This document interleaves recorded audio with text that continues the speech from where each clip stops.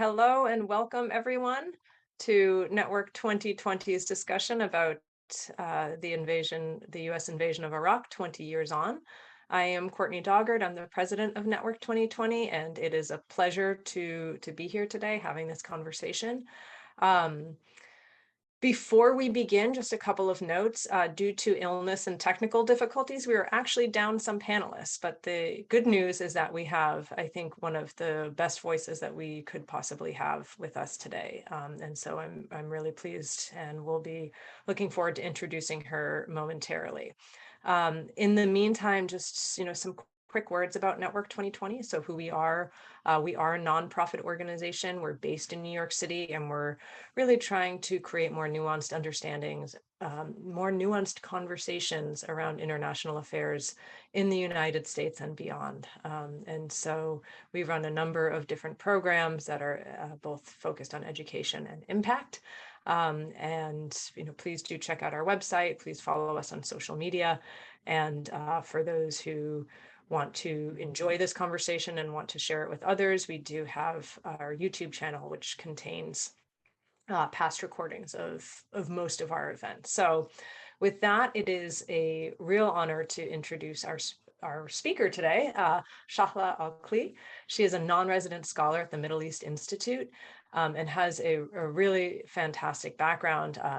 She has served as a research analysis and knowledge mobilization director at Proximity International, the Middle East Deputy Regional Director at Mercy Corps, and a principal development specialist at DAI Global. She was also previously a senior advisor to the Speaker of the Iraqi Parliament, an advisor to the Speaker of the Kurdistan Parliament, and a former country director for Counterpoint International's Iraq programs, and an auditor at the Central Bank of Iraq. So we have a person with remarkable experience with us today. So welcome, Shahla. It's a real honor to have you here today. So with that, just to really start our conversation, where I usually like to start our conversations, I'd like to just talk about what the current political situation is in Iraq, where you see progress being made towards stable governance. And what does the political situation in your mind say about the current status of democratization in Iraq? Thank you very much, Courtney, for the introduction, and thanks for this opportunity. Getting right into the subject, which is where are we now in Iraq, especially that I just moved recently back to Kurdistan and commuted heavily the last few months between Baghdad and Erbil. Despite all, at the surface, we see a chaotic process. We see many different players. We see that the state, whether on federal level or to some extent at the regional level, are struggling. But the bottom line of where Iraq is heading, I wouldn't say even cautiously, I am very optimistic for several reasons. If we go through the last 20 years in Iraq, we are, I would say, at the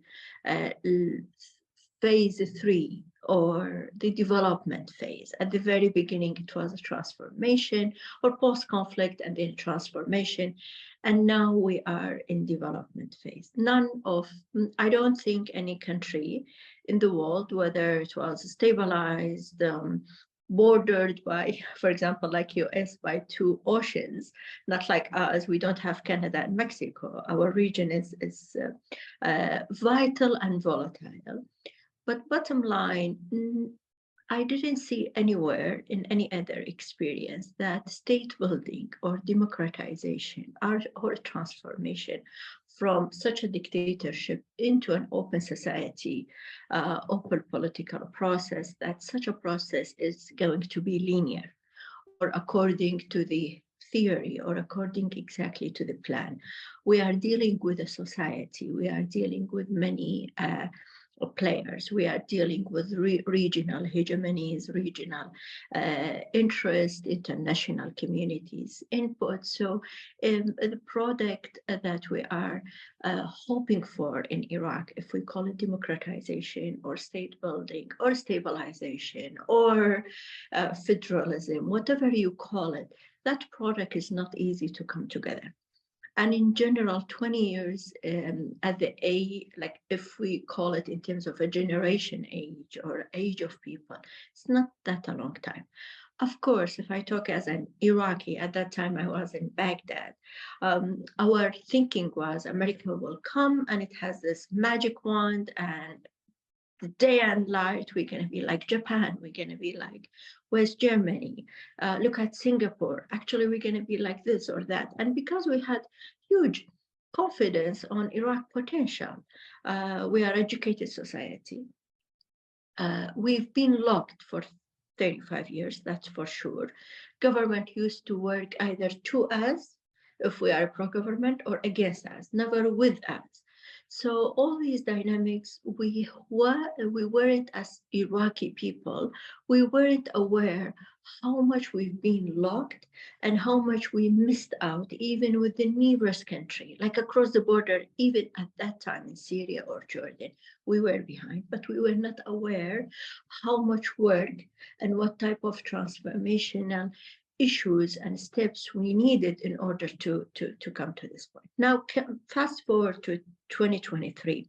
I think the political elite, if we can call them, if we can use this term, in Baghdad, they realized that the windows of opportunities are closing. I would say the youth movement in 2019 was crucial, fundamental in changing the campus of the political elite. This doesn't mean that they suddenly denounce corruption or they don't get into political marketplace, even within government formation. That's not the point. The point that this youth movement in 2019 planted certain important homegrown seeds, whether related to political maturity or civicness or the direction of people. These planted seeds has a huge potential. They have a huge potential in terms of transforming Iraq of these 20 years into something else. Of course, the early election of October granted us some excellent results, but of course, with any new experience, I'm talking about these new forces that entered the Iraqi parliament, we need time.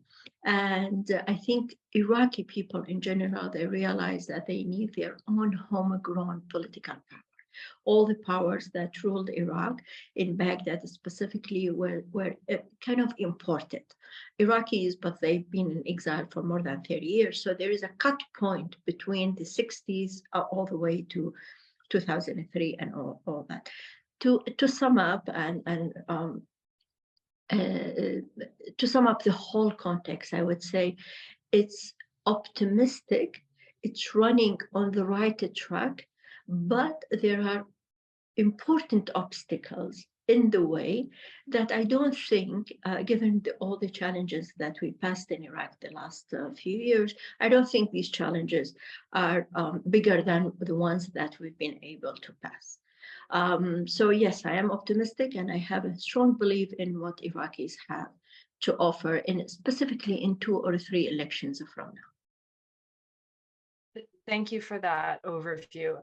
While I would like to get into some of the obstacles that you mentioned, I thought it would be interesting to dig a little bit into what you were talking about with the youth movement, because I find that fascinating. And I'm really curious to hear from you what ingredients you think contributed to this generation being able to perhaps take the reins in such a way. What seeds had been planted, what structures or institutions or had been in place that helped to foster this civic engagement? This new generation, if I call it a new generation, the difference, of course, with our generation, they grew up in a country that's open. After 2003, that's the biggest important thing for Iraq. I grew up in an era where in 2004, I had a mobile phone. And that was in Syria, not in Iran. This generation, since 5 years old, since primary school, their schools and their studies, their access to news, all through a very open media platforms and channels, and they are exposed to many experiences, regional and international. The main ingredient is that the openness of the country. Despite that, we have, of course, militias, we have corruption, and we have this and that. But at the same time, we have, if I'm not mistaken, like in top of my tongue, I would say we have more than 30 media channels. And each media channel, yes, it consists of social media platform and of course traditional media. Yes, each of these media channels related to specific political party. I don't deny that. However, it provides all issues and talking and narratives and understanding of issues from that point of view, and trying to find the weakness of the other political parties' point of view. So people are, we know everything in the politics of Iraq. Any document is leaked. Sometimes it's over freedom because any document can be leaked and can be talked about and debated on Twitter, specifically Twitter, and to a lesser extent on Facebook. So that openness opened the mind of young people, and they haven't grown up under a dictatorship. Yes, again, we had Al-Qaeda, we have war against Daesh, we had sectarian war, but it's like the society, if we don't go through these developing stage by ourselves, we cannot leap over our grievances, sectarian, ethnic, and just leap over it. We had to grow out of these grievances. We have to face the sectarian war in order to understand the impact. We have to face the differences.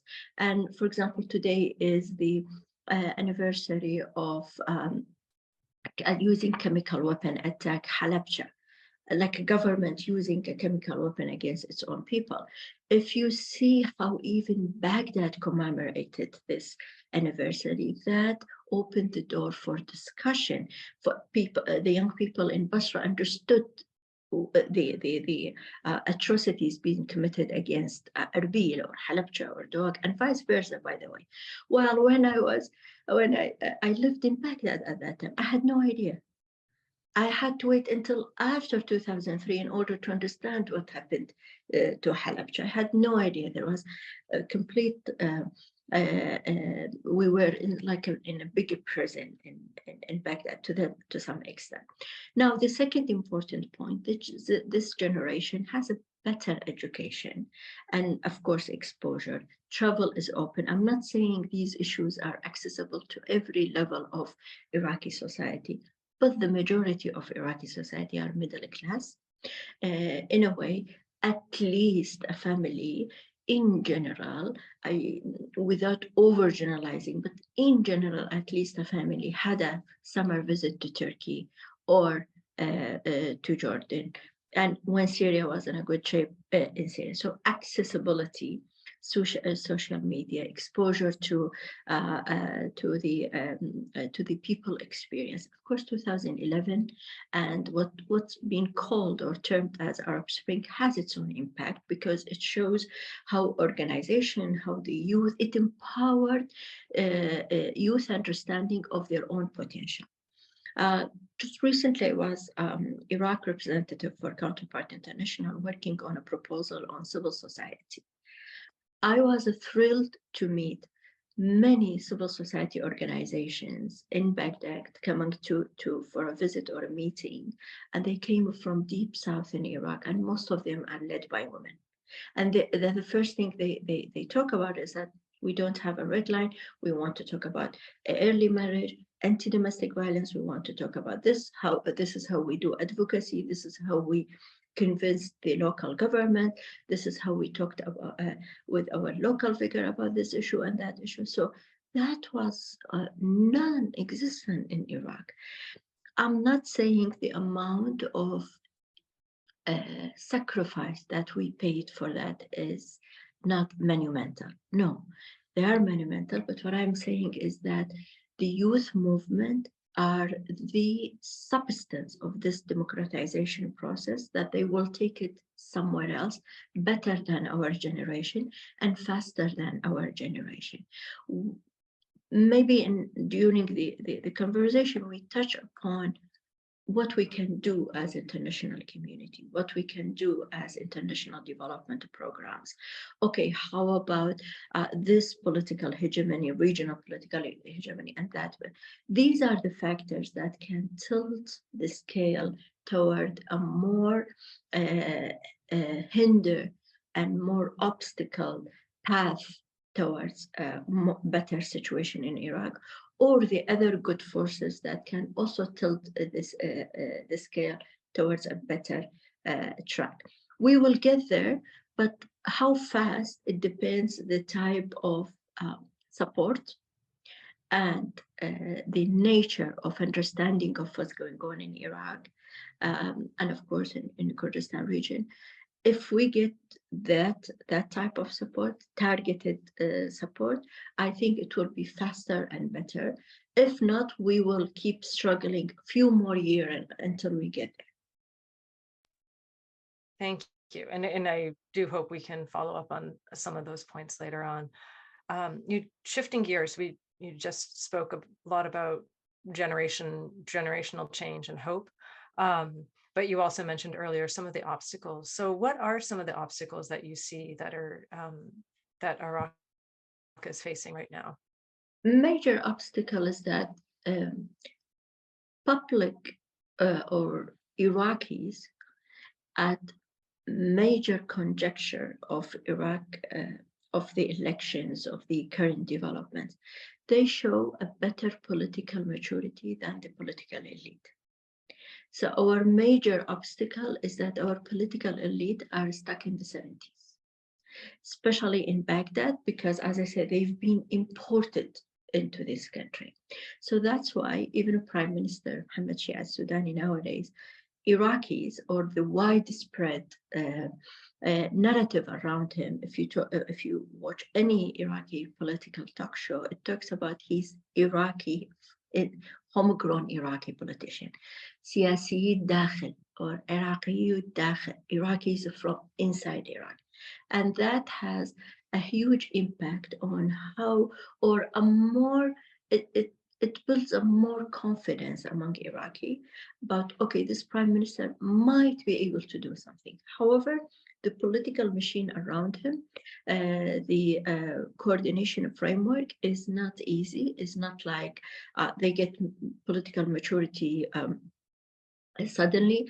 They have a huge interest they have to protect, and they protect it not only by political means, but also by militias and using weapons outside the state. The major fundamental obstacle against Iraq developments are the militias and the non-state actors. The second major obstacles is Iran influence in Iraq. We saw just the last few months, once Iran got busy with its own internal issues, and once Iran's economy deteriorated further and further, and the regime realized that they really need to shift gears, you see that the government of Baghdad and Kurdistan region are coming into a better alignment and a more rapprochement approach about the budget law, about the hydrocarbon law, about the activation of Article 140. By the way, when I talk about these issues, and all types of positive steps we are seeing all types of positive steps about these issues. This doesn't mean they will be solved tomorrow. There's no way, because Iran was able to create militarized proxies, military and political proxies. There are fundamental elements in Iraqi Council of Representatives who are proxies to Iranian agenda, but containing Iranian agenda, containing Iran within its own border, gave the space to breathe regionally, which is very important, and specifically in Iraq. If Iraqi political parties, especially the elites in Baghdad, and the Sunnis and the Shias, and also government in Kurdistan region, if specifically the political parties in Baghdad operate and maneuver political process with their own size without being inflated by a regional power, negotiation, understanding among Iraqis is attainable. But because of clientelism, because of inflated size, without constitutional support, by the way, and the recent elections showed clearly what are the tendencies of Iraqi people, though we had a huge voter absentees, but at the end of the day, the majority of the votes went to those political forces who have emerged from the Tishreen movement, the popular demonstrations in 2019, and also a Sadr movement, plus the Kurdistan Democratic Party in KDP in Kurdistan, and a new Sunni coalition.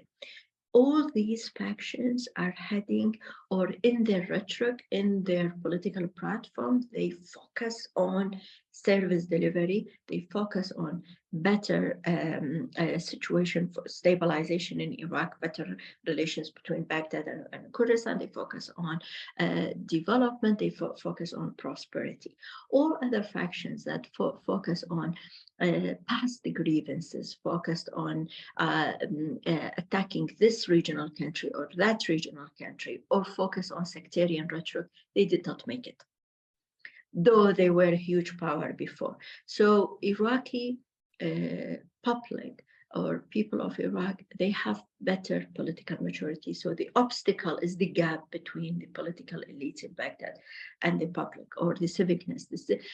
People in Iraq, they call it al-muwatana, civicness. We need a state of civicness. We don't need Islamic state. We don't need a state that adopt one faction or one sectarian issues. We want a civic. And by the way, the more important point here, and we have to highlight it, the majority of these young movement and the, let's say, moderate forces that are flourishing in political process in Iraq, and we have a huge hope for them, they are from the Shia community. They are from the majority of the Shia community. So it also shows how Iran lost their heart and mind within this important faction or component of Iraq. The second, very quickly, the second obstacle is the fluctuation in the international community's policies, specifically United States policy toward Iraq. That fluctuation, because fluctuation, like a country like Iran or a country like Turkey, at the end of the day, the taking a decision is within a very narrow circle, so it's faster. And they have a bigger stomach to stay and navigate and have huge investment in Iraq in terms of effort and time. United States, throughout its policy in the last decades, it showed that it doesn't have a stomach. It comes in, it's on and off. It comes in suddenly with a huge footprint, whether political, diplomacy, development, military, and sometimes put Iraq on shelf. While it puts Iraq on shelf, and it's understandable as it manages another global issues, Iran and Turkey and regional powers, and of course the militias and all the dynamics that we talked about, take over this vacuum and this space and emerge to be stronger. So more stabilized policies towards Iraq is very important. That leads to two questions that I hope I can get to. And it sounds like one, you've started to address what you brought up earlier about Iraq, not operating in a vacuum, and that there are these other actors who are having an impact, whether it's Iran, whether it's the on-off of US policy. Could you just dig into that a little bit more? What are some of these other factors that could tilt this positive momentum in one direction or the other? What would you most like to see? the major factor that can tilt this momentum into a positive direction is promoting, supporting, and actually to some extent pressuring Iraqi government in Baghdad on human rights issues. The principles, the free speech principle, the human rights issues, the empowerment of youth, empowerment of women. I work in development program, and such notions or ideas or concepts, it seems to some extent as an abstract ideas, but it's really needed to be operationalized. And through, if we have one project or one program about these issues, that's from development side, from political sides, the United States has a huge political leverage, and we can pressure the Iraqi government in these terms. The idea here on tilting toward positive direction is that how you open the space for the young movement to operate freely into their political aspirations and civicness aspiration and whatever type of aspiration they want to do, whatever type of aims and goals they want to accomplish. Because after 2019, some of them pushed outside the country, some of them kidnapped, some others being in prison, some others being injured badly and became handicapped. So or lost their jobs. So if we can open the space and let this movement operate and grow and take its own space and time and natural dynamic of growing, that's the only thing we need in Iraq. Just open the space. Just don't turn a blind eye when the Iraqi government puts certain activists or a militia kidnap certain activists. We have to have a louder voice about these issues, because these are the issues that are going to be sustainable and on long term going to have a huge impact on political process and democratization in Iraq. Other dynamic that's also positive. For example, the recent Iranian-Saudi deals that's been mediated or engineered by China. At the bottom line, of course, it would be better, it looked nicer, better for certain forces as such a deal, at least to be, to have United States to have a stake in it or say in it, because it helps also the youth movement. However, the mere fact that Iran, and that's also through very positive American policy towards, like effective American policy towards Iran, since actually I would say 7 years, 8 years, including the Biden administration, these effective policies came to fruition nowadays. Iran is really busy, and it really needs to listen to its own people and be busy within its own border. And this situation, as I said at the beginning, created a space to breathe for everyone, and specifically in Iraq. So that open space, as I said, if we can continue, let the Iranian regime addressing the Iranian people aspiration, demands, and the Iranian people are people who have deep civilization, and their voices need to be heard. So at least to keep Iran within its border, Iraq will breathe, and all political parties will operate within their own right size. It's really important, because one of the issues that made elections or made people abstain from voting, the mantra in Iraq was no matter who will go to vote, the pro-Iranian faction will win always, which did not happen in October 2021, and showed Iraqi, no, there is a shift in the political process, and if you go and vote, really the moderate forces or the forces that you wanted to attain power, it will win. So that's sometimes when we get into discussions about what the United States should do, the United States shouldn't, specifically in terms of the impact on the positive trend, the United States doesn't need to come with a huge military print. When we say we need the United States support, this doesn't mean military. United States is way bigger than just military.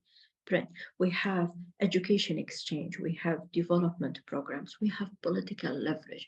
The United States, the last few weeks, just pressured the Iraqi government a little bit, just tilted the scale, pressured the Iraqi government to adhere to the international SWIFT system in terms of the international transaction. The whole political process changed in Iraq, and actually we as Iraqi, we don't have anymore that drain of our foreign currency to a country like Iran anymore. It's still there, but it's contained. So what I'm trying to say, sometimes the international community or the United States feel the burden of continuous of support, whereas all what we need nowadays in Iraq, or the most important thing that we need nowadays in Iraq, is just to adhere to United States values, just to adhere to the human rights principles, just to adhere to all these principles that on which these countries been built and developed. So just open the space for me, and the homegrown political parties will take the lead, specifically this young generation. Thank you. I'd like to get in one more question before I turn to the Q&A. And if you're listening and would like to ask a question, please just put it in the Q&A box at any time. I'm curious, just to play the devil's advocate. It sounds like a very, what I'm hearing from you is that this is a long generational process, but that there's a lot that can be applauded in terms of what's happened over the last 2 decades in terms of seeding this homegrown ability to foster democracy. Yet, as we all know, especially in the United States, and there's polarization around the world, who is against that in Iraq, and how powerful are they, and how do you counter those forces? Usually, if I understood your question correctly, you mean who's against the betterment of Iraq, or against this positive movement in Iraq? Against this particular direction that I think you and I would agree is positive, but I imagine that there are some people that think it's not positive, and so how large of a group is that, and what sort of power do they have in Iraq? They are not large, but they have weapons. They are not the majority of Iraqi people. The majority of Iraqi people, when there is a dancing party in Basra Stadium about the Gulf Cup and the Iraqi team win, the whole governorate, and this is Basra in the south of Iraq, not the capital, Baghdad, or elsewhere. They are all dancing in the streets and celebrating. When there is a big figure, a singer or a big party, it makes more news and more circulation of posts on social media platform than any speech by any religious figure, if we put it this way, no matter who is from. The majority of Iraqi people, and Iraq always in general, it's a country that's not, religiosity is not part of our DNA. Of course, we are Shia, we are Sunni, we are Christians, we are Shabak, we are Yazidis. That's true. But that's why even after 2003, when Al-Qaeda was flourishing and then later Daesh, it's political grievances. And the tool was, okay, Islam and all that. Iraqis in their DNA is not this. Now, who is against this movement? It's a small faction of Iraqi society across sectors, by the way, across components of across ethno-religious groups. There are militias within even the Christians. So that's why I mean across sectors.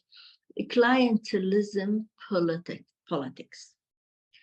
Those are the people who want to hinder the shift, the transformation, a complete transformation to the new era in Iraq. But they are shrinking by the day. even nowadays, they have to put another face and come into media to show that they are a statesman, and they have to deal with the United States. They have to receive the United States Minister of Defense, General Ousted. It was a big deal in Iraq, by the way, because major factions in power nowadays were biggest advocates against United States presence. And when the Secretary of Defense visited Iraq, they were the first ones to celebrate this. So people were mocking them, how they had to shift. The shift is there. The majority of Iraqis are not against these. Actually, they are with these movements. But the small minority who are against it, they have weapons, they controlled revenue channels within the Iraqi state. And they have a country sponsor like Iran. Now, Iran is a little bit shrinking, but Iraq is a huge country with a huge potential, with many channels to make revenues. And specifically, we are a fragile state, so the state hasn't consolidated all power. The Kurdistan region is known very well for its modern approach and people. Their aspirations into Europe and United States. So that's another faction within Iraq as a federal country that's actually with this positive. The Sunnis, they realize that actually these positive trends and managing their own affairs within their own provinces, it's for their own sake. And that's why Anbar nowadays, which was 80%, suffered from 80% destruction post-liberation from Daesh. Nowadays, people in Basra in the south and Amara, or let's say the Shia in the southern Basra, saying, okay, how comes the Sunni politicians were able to reconstruct and have rehabilitation in Anbar, and we are still suffering of no electricity, no water. So the political rhetoric that depends on sectarian narrative no more makes sense.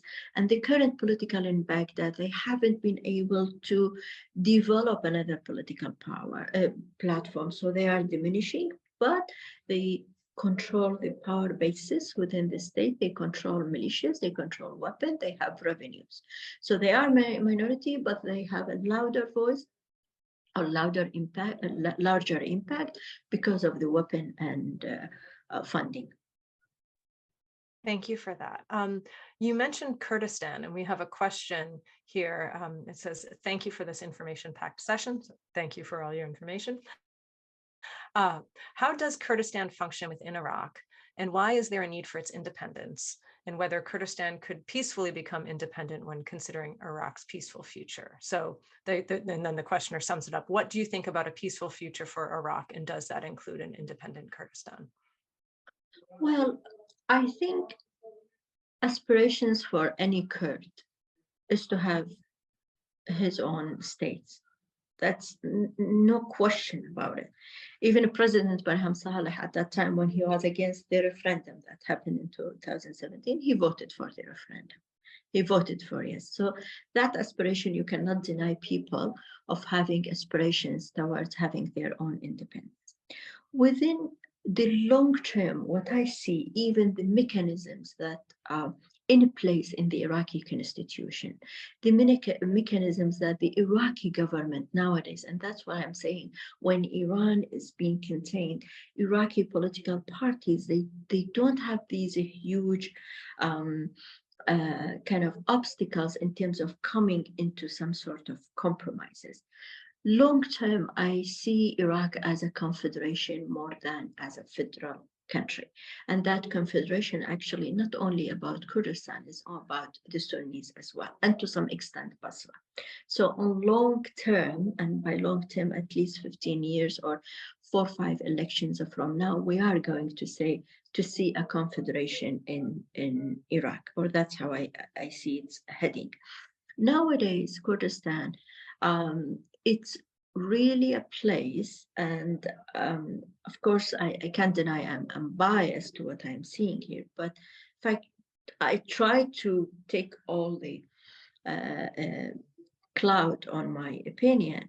If I compare it to what's going on in Baghdad, in Kurdistan, I have more than 4 universities who are, 2 of them recently accredited international-wise, teaching English and teach not only political science and all that, actually teaches more, let's say, vocational oriented education, which is the most important needs for the youth involvement in the economy in Kurdistan. What I see in Kurdistan, there is an innovation center just recently opened. Any young, if they are a group on one person, they have an innovative ideas, the government of Kurdistan try to help through loans. There is the data information center and digitalization strategy. See, the government in Kurdistan talks about digitalization strategy. By 2025, we want to be like any Gulf state, completely digitalized. You don't see the government in Baghdad talks in these concepts. It is still behind because, and lacking behind. They have a huge potential, and Baghdad a huge, even within skill and education and young people. However, because they are bogged down by militias and pro-Iranian agenda and sending missiles to Abu Dhabi or to Erbil, and they are busy, what I call it, they're still busy with the politics of 60s and 70s. Thank God in Kurdistan, and by the way, in Kurdistan, we have also our political problems, frictions, but that's the way it should be. I mean, that's the way democratization evolved, get mature, and there are boycotting, there are a fierce political competition because there is an upcoming election in Kurdistan region. I'm not trying, I hope I'm not trying this situation big that in Kurdistan, like all pink and we are happily lived after. No, but what I'm saying, the major concept, and because my major and my work is governance, when I look at the recent programs in terms of governance, the recent notions of what we want to implement in governance programs, as, for example, a US aid program or as a EU program, I see the government in Kurdistan, they talk about these nuanced notion. They try to adhere to it. Still, they have a long way to go, but they started. There is investment. There is export from Kurdistan, from agriculture products. And recently, they teamed up with the UAE in order to export agricultural products from Kurdistan, and from UAE help us to throw out the world. So we are trying to wiggle in Kurdistan and find rooms for this political entity to develop into more stage. And I think the next stage is not going to leap over directly to independence, but I think in 10, 15 years, Iraq is heading toward confederation. And I don't think this will be it's something that's rejected completely in the region, because Yemen is heading towards that. Syria, already there are several political entities emerging towards that. If we look a little bit further, Libya is heading toward that. So this notion of federalism or confederation, it's become the reality, the de facto solution that demography, geography, all the conflicts brought people in the region to understand that actually we keep the map together, we are not divided, and so on and so forth. That's interesting. I'm going to just jump off that point with a question that we have, where someone asks, would a scheme of nested autonomy for the Kurdish regions in Turkey, Iraq, Syria, and Iran that would permit free movement within but maintain the borders of very jealous states, each one of which possess a piece of Kurdistan? So could you eventually see in this sort of confederative, I mean, obviously not all the countries that you mentioned are headed in that direction, but could that one day be a vision where there's autonomous regions and then free movement within them among countries? The free movement in general, even under Saddam's dictatorship, I wouldn't say completely free, it's there. half of my tribe from this side of the border, and the other half is the other side, especially with Iran, Kurdistan, Iran, and Kurdistan, Iran. So it's a very, very interesting question. And it's a question that nowadays I'm in Erbil and see what's going on around me. I see some glimpses of this notion emerging. However, we cannot deny the sphere of influence and power, because you cannot, and you cannot deny that each political movement from each part of Kurdistan is influenced by specific trend in politics, because the enemy for the Kurdistan Iraq is sometimes different from the enemy of the Kurdistan in Iran. But at the end of the day, that's the final direction. However, there are some factions that out of necessity, and that again comes to international community and United States, and specifically France and Germany, how they look into these issues. I'm not sure Turkey is, especially within the recent unfortunate events in Turkey, even before that, Turkey is completely against such an implicit autonomy. I think the major obstacles are Syria and Iran. Syria almost there, because I worked on northeast Syria, and there are several institutional movements or developments that's happening there in terms of governance, in terms of government, in terms of managing service delivery. However, because every 2 months we have a threat from Erdogan that he will get in, things get on hold, and then we move forward again.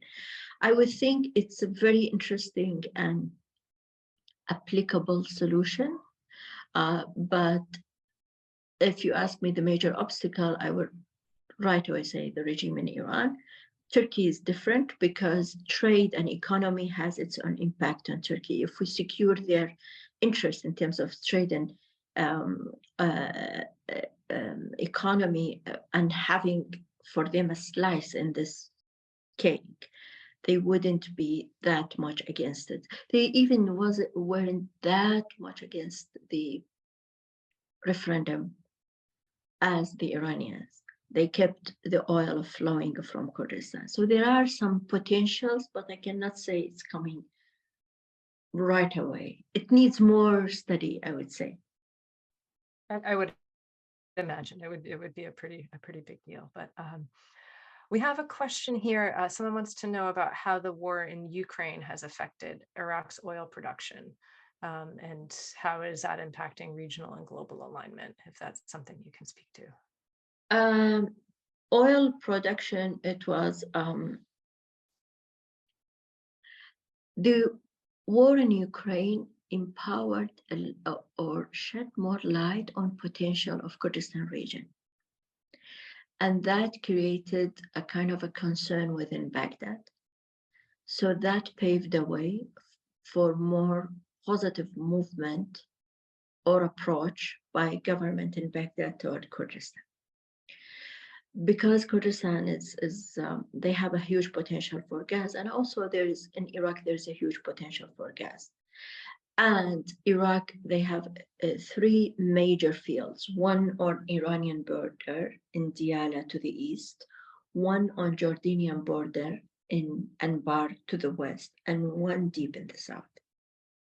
This is in addition to the huge potential for gas potential in Kurdistan.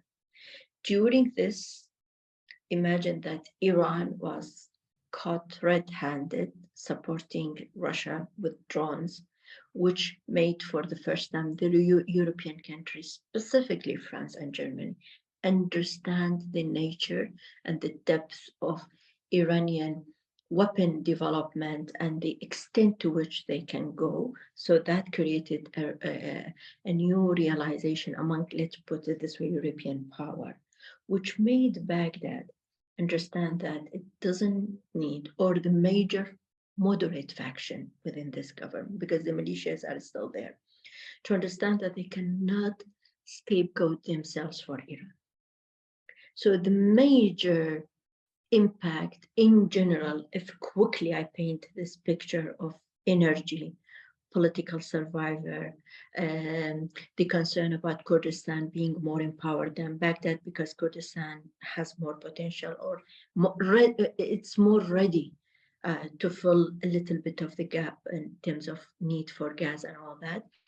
This created a space for Baghdad government to have a realignment. Now it looks good for Shia politicians, starting with the Prime Minister Shahla Al-Sudani, to talk about rapprochement or development programs with Jordan, Saudi Arabia, and Emirates. It looks good, better, more acceptable among Iraqis than talk about Iran. And that's a huge shift, huge shift.